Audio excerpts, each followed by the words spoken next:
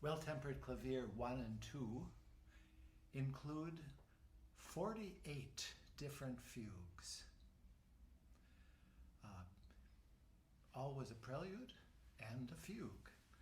And one might think, oh my gosh, fugues, they have such a same formula. Fuga means flight in Latin, and they all consist of a theme that is imitated then in other voices. And yet there's infinite variety in the well-tempered clavier fugues.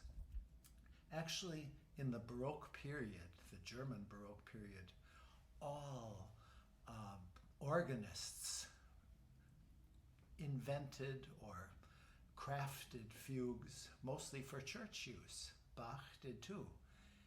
And yet with Bach, each fugue comes alive. And this fugue is especially dance-like, not based on a Baroque dance, stylized dance, but it definitely moves in such a way that it just seems to shout, dance! The subject itself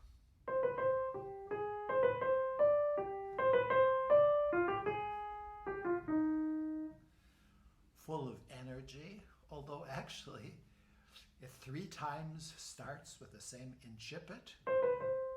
It really doesn't go anywhere, and yet who cares? It's so vibrant.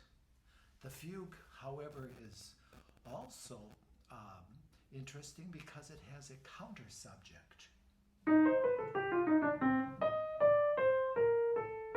that is heard against or with the answers. Every time an entrance comes in, we hear that counter subject. By definition, a counter subject is supposed to make the subject greater. And yet in this case, the counter subject almost takes over. Subject,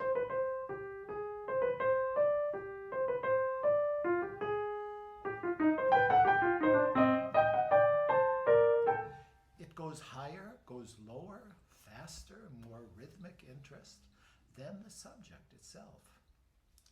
Also, the C minor fugue has a second counter subject that is heard as well, meaning that the subject and the 2 counter subjects will simultaneously be heard in different arrangements. All of that mathematical gobbledygook could be extremely sterile with a lesser composer. And yet in Bach's C minor fugue, it sounds as if it's not even there. It simply sounds spontaneous. Maybe one other thing is the final chord. One might expect in a minor fugue, the ending would be a minor C minor chord. But the well-tempered clavier 1, the entire collection, every time there's a piece in minor, the final chord is a major chord. This will not be true when we get to well-tempered clavier 2, where Bach is a little bit more, sometimes this, sometimes that. But here it is always the case. What does it really all mean? Here we might say, if this is a dance, it could be that at the end of the dance, both of the partners smile without either one having stepped on the toes of the other. C minor fugue.